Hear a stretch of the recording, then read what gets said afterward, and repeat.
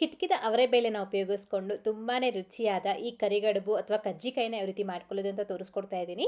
ಈ ವಿಧಾನದಲ್ಲಿ ಈ ಥರ ಸ್ವೀಟ್ನ ನೀವು ಕೂಡ ನಿಮ್ಮ ಮನೇಲಿ ತಪ್ಪದಿರ ಟ್ರೈ ಮಾಡಿ ನೋಡಿ, ಸಖತ್ ಇಷ್ಟ ಆಗ್ಬಿಡುತ್ತೆ. ಈ ಸೀಸನ್ ಮುಗಿಯೋಷ್ಟರಲ್ಲಿ ಒಂದು ಸತಿ ಮಿಸ್ ಮಾಡ್ತೆ ನಿಮ್ಮ ಮನೇಲಿ ನೀವು ಕೂಡ ಮಾಡಬೇಕು ಈ ರೆಸಿಪಿನ. ಸೊ ಫಸ್ಟಾಗಿ ನಾವು ಹಿತ್ಕಿದ ಅವರೆಬೇಳೆನ ಬೇಯಿಸ್ಕೊಳ್ಬೇಕಾಗತ್ತೆ. ಹಾಗಾಗಿ ಒಂದು ಪಾತ್ರೆಯಲ್ಲಿ 3 ಕಪ್ ಆಗುವಷ್ಟು ಹಿತ್ಕಿದ ಅವರೆಬೇಳೆನ ಹಾಕ್ಕೊಂಡ್ಬಿಟ್ಟು ಮತ್ತೆ ಇದರಲ್ಲಿ 1 ಲೀಟರ್ ಆಗುವಷ್ಟು ನೀರು, ಅಂದರೆ ಅದು ಬೇಯೋಷ್ಟು ನೀರನ್ನ ಹಾಕ್ಕೊಂಡು ಪ್ಲೇಟ್ನ ಮುಚ್ಚಿ ನಾವಿದನ್ನ ಸಾಫ್ಟಾಗಿ ಬೇಯಿಸ್ಕೊಳ್ಬೇಕು. ಇದು ಬೇಯೋಷ್ಟರಲ್ಲಿ ನಾವು ಹಿಟ್ಟನ್ನ ಕಳಿಸ್ಕೊಳ್ಳೋಣ. ಹಾಗಾಗಿ ಸ್ವಲ್ಪ ಅಗಲ ಇರೋಂಥ ಒಂದು ಪಾತ್ರೆಯಲ್ಲಿ 1 ಕಪ್ ಆಗುವಷ್ಟು ಮೈದಾ ಹಿಟ್ಟು, 1 ಕಪ್ ಆಗುವಷ್ಟು ಚಿರೋಟಿ ರವೆನ ಹಾಕ್ಕೊಳ್ತಾ ಇದ್ದೀನಿ. ನೀವು ಬರೀ ಮೈದಾ ಹಿಟ್ಟಿನಲ್ಲಿ ಆದರೂ ಮಾಡ್ಕೊಳ್ಬೋದು, ತೊಂದರೆ ಇಲ್ಲ.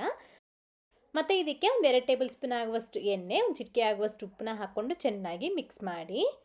ಈ ಥರ ಇದನ್ನ ಮಿಕ್ಸ್ ಮಾಡ್ಕೊಂಡಿದ್ದ ನಂತರ ಹೀಗೆ ಇದಕ್ಕೆ ಸ್ವಲ್ಪ ಸ್ವಲ್ಪ ನೀರನ್ನ ಸೇರಿಸ್ಕೊಂಡು ಚೆನ್ನಾಗಿ ನಾವು ಹಿಟ್ಟನ್ನ ಸ್ವಲ್ಪ ಚೆನ್ನಾಗಿ ನಾದ್ಕೊಳ್ತಾ ಒಂದು 5ರಿಂದ 6 ನಿಮಿಷಗಳ ಕಾಲ ಮಿಕ್ಸ್ ಮಾಡ್ಕೊಳ್ಬೇಕಾಗತ್ತೆ.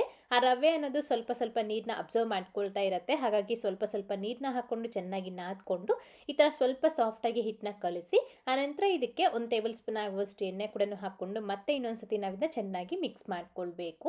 ಸ್ವಲ್ಪ ಸಾಫ್ಟಾಗಿ ನಾವು ಹಿಟ್ಟನ್ನ ಕಳಿಸ್ಕೊಳ್ಬೇಕಾಗತ್ತೆ. ಈ ಥರ ನಾವು ಹಿಟ್ಟನ್ನ ಕಳಿಸ್ಕೋಬೇಕು.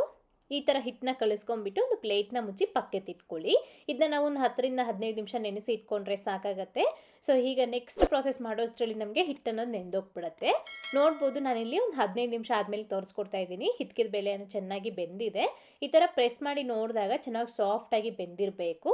ನೋಡ್ಬೋದು, ಜಸ್ಟ್ ಪ್ರೆಸ್ ಮಾಡಿದ ತಕ್ಷಣ ಅದು ಸಾಫ್ಟ್ ಆಗಬೇಕು. ಈ ಥರ ನಾವು ಅವರೆಬೇಳೆನ ಬೇಯಿಸ್ಕೊಳ್ಬೇಕಾಗತ್ತೆ. ಮತ್ತು ಇದನ್ನ ತೀರಾ ಗಟ್ಟಿ ಬೇಯಿಸ್ಕೊಂಡ್ರೆ ನಮಗೆ ಅಷ್ಟು ಸರಿಯಾಗಿ ಹೂರಣ ಅನ್ನೋದು ಬರೋದಿಲ್ಲ. ಈ ಥರ ಸಾಫ್ಟಾಗಿ ಬೇಯಿಸ್ಕೊಳ್ಳಿ.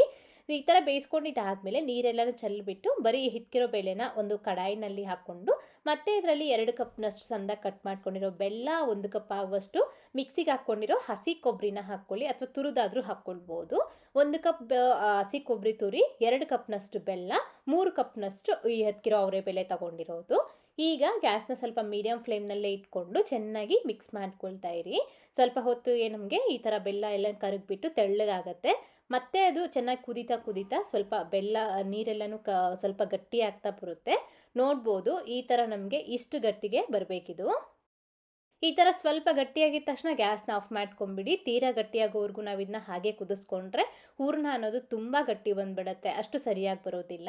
ಸ್ವಲ್ಪ ಈ ರೀತಿ ಇದ್ದಂಗೆ ನಾವು ಇದನ್ನ ಗ್ಯಾಸ್ ಆಫ್ ಮಾಡ್ಕೊಂಬಿಟ್ಟು ಪೂರ್ತಿಯಾಗಿ ತಣ್ಣಗಾಗೋವರೆಗೂ ನಾವು ಇದನ್ನ ಹಾಗೆ ಬಿಡಬೇಕು.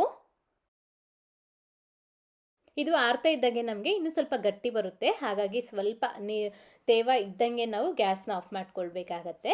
ಆಮೇಲೆ ಇದನ್ನ ಒಂದು ಮಿಕ್ಸರ್ ಜಾರ್ಗೆ ಹಾಕ್ಕೊಂಡು ನೈಸಾಗಿ ಈ ರೀತಿ ನಾವು ರುಬ್ಕೊಳ್ಬೇಕು. ಎಷ್ಟು ನುಣ್ಣಗಾಗುತ್ತೋ ಅಷ್ಟು ನುಣ್ಣಗೆ ಇದನ್ನ ರುಬ್ಕೊಳ್ಳಿ. ನೋಡ್ಬೋದು, ನಮಗೆ ಕನ್ಸಿಸ್ಟೆನ್ಸಿ ಅನ್ನೋದು ಪರ್ಫೆಕ್ಟ್ ಆಗಿದೆ.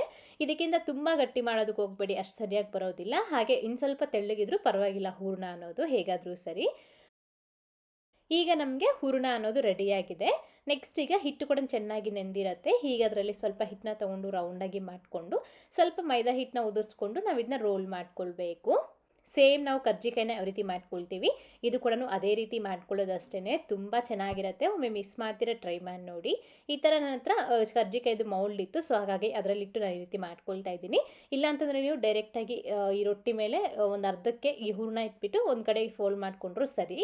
ಎಡ್ಜಸ್ನ ನೀಟಾಗಿ ಸೀಲ್ ಮಾಡ್ಕೊಳ್ಳಿ. ಇಲ್ಲ ಅಂತಂದರೆ ನಮಗೆ ಹೂರಣ ಅನ್ನೋದು ಆಚೆಗೆ ಬಂದು ಎಣ್ಣೆ ಎಲ್ಲನೂ ಸಹ ಕೆಟ್ಟೋಗ್ಬಿಡುತ್ತೆ, ಅಷ್ಟು ಸರಿ ಬರೋದಿಲ್ಲ. ನೀಟಾಗಿ ಎಡ್ಜಸ್ನ ಪ್ರೆಸ್ ಮಾಡ್ಕೊಳ್ಳಿ. ಗ್ಯಾಸ್ನ ಮೀಡಿಯಮ್ ಫ್ಲೇಮ್ನಲ್ಲಿ ಇಟ್ಕೊಂಡು ಈ ರೀತಿ ಒಂದೊಂದಾಗಿ ಕಾದಿರೋ ಎಣ್ಣೆಗೆ ಹಾಕ್ಕೊಂಡು ಮೀಡಿಯಮ್ ಫ್ಲೇಮ್ನಲ್ಲೇ ನಾವು ಇದನ್ನ ಫ್ರೈ ಮಾಡ್ಕೊಳ್ಬೇಕು. ತೀರಾ ತುಂಬ ಗರಿಯಾಗೋವರೆಗೂ ಫ್ರೈ ಮಾಡ್ಕೊಳ್ಳೋದಕ್ಕೆ ಹೋಗಬೇಡಿ. ಸ್ವಲ್ಪ ನಮಗೆ ಲೈಟ್ ಗೋಲ್ಡನ್ ಕಲರ್ ಬಂದಿದ ತಕ್ಷಣ ನಾವು ಇದನ್ನ ಎತ್ಕೊಂಡ್ಬಿಡ್ಬೋದು. ತುಂಬ ಚೆನ್ನಾಗಾಗತ್ತೆ. ತುಂಬ ಗಟ್ಟಿ ಇದ್ದರೆ ಅಷ್ಟು ಸರಿ ಬರೋದಿಲ್ಲ. ಅಷ್ಟೇ, ನಮಗೆ ಈ ಥರ ಲೈಟ್ ಗೋಲ್ಡನ್ ಕಲರ್ ಬಂದ ತಕ್ಷಣ ಎತ್ಕೊಳ್ಳೋದಷ್ಟೇ. ನೀವು ಬೇಕು ಅಂತಂದರೆ ಕ್ರಿಸ್ಪಿ ಆಗೋವರೆಗೂ ಫ್ರೈ ಮಾಡ್ಕೊಳ್ಬೋದು. ನಾನಿಲ್ಲಿ ಸ್ವಲ್ಪ ಒಂದು 80% ಫ್ರೈ ಆಗಿದೆ ಮೇಲ್ಗಡೆ ಅನ್ನುವಾಗ ನಾನು ಇದನ್ನ ಎತ್ಕೊಂಡ್ಬಿಡ್ತಾ ಇದ್ದೀನಿ. ಇದೇ ರೀತಿ ಎಲ್ಲನೂ ಸಹ ಮಾಡ್ಕೊಳ್ಳೋದಷ್ಟೇ. ಪ್ರೆಸೆಂಟ್ ನಿಮಗೆ ಎಷ್ಟು ಬೇಕೋ ಅಷ್ಟನ್ನ ನೀವು ಮಾಡ್ಕೊಳ್ಳಿ. ಇದನ್ನ ಬಿಸಿ ಬಿಸಿ ತಿಂದಾಗ ನಮಗೆ ತುಂಬಾ ರುಚಿಯಾಗಿರುತ್ತೆ. ಹಾಗೆ ಈ ಕರ್ಜಿಕಾಯಿನ ನಾವು ನಾರ್ಮಲ್ ಕರ್ಜಿಕಾಯಿ ಥರ ಸ್ಟೋರ್ ಮಾಡಲಿಕ್ಕೆ ಆಗೋದಿಲ್ಲ. ಸೊ ಯಾವತ್ತು ಮಾಡ್ತೀರೋ ಅವತ್ತೇ ಇದನ್ನ ಖಾಲಿ ಮಾಡ್ಕೊಳ್ಬೇಕು, ಅಥವಾ ನೆಕ್ಸ್ಟ್ ಡೇ ಕೂಡ ಇರುತ್ತೆ. ಒಂದು 2 ದಿನ ಇದು ನಮಗೆ ಸ್ಟೋರ್ ಇರುತ್ತೆ ಅಷ್ಟೇ, ಜಾಸ್ತಿ ದಿನ ಇರೋದಿಲ್ಲ. ಸೊ ಈ ಥರ ಪ್ರೆಸೆಂಟ್ ನಿಮಗೆ ಎಷ್ಟು ಬೇಕೋ ಅಷ್ಟು ಮಾಡಿಕೊಂಡು ಮಿಕ್ಕಿದ್ದನ್ನು ನೀವು ಫ್ರಿಜ್ನಲ್ಲಿ ಇಟ್ಕೊಂಡು ನೆಕ್ಸ್ಟ್ ಡೇ ಕೂಡ ಮಾಡ್ಕೊಳ್ಬೋದು, ಚೆನ್ನಾಗಾಗುತ್ತೆ. ನೋಡಿದ್ರಲ್ವಾ, ಈ ಥರ ಡಿಫ್ರೆಂಟಾಗಿ ನೀವು ಕೂಡ ನಿಮ್ಮ ಮನೇಲಿ ಟ್ರೈ ಮಾಡಿ, ಮಾಡಿದಾದ್ಮೇಲೆ ಹೇಗೆ ಬಂತು ಅಂತ ಮರೀದೆ ಕಾಮೆಂಟ್ ಮಾಡಿ. ಇವತ್ತಿನ ವಿಡಿಯೋ ಇಷ್ಟ ಲೈಕ್ ಮಾಡಿ, ನಿಮ್ಮ ಫ್ರೆಂಡ್ಸ್ಗೂ ಶೇರ್ ಮಾಡಿ. Thank you. Keep watching Neelu cooking.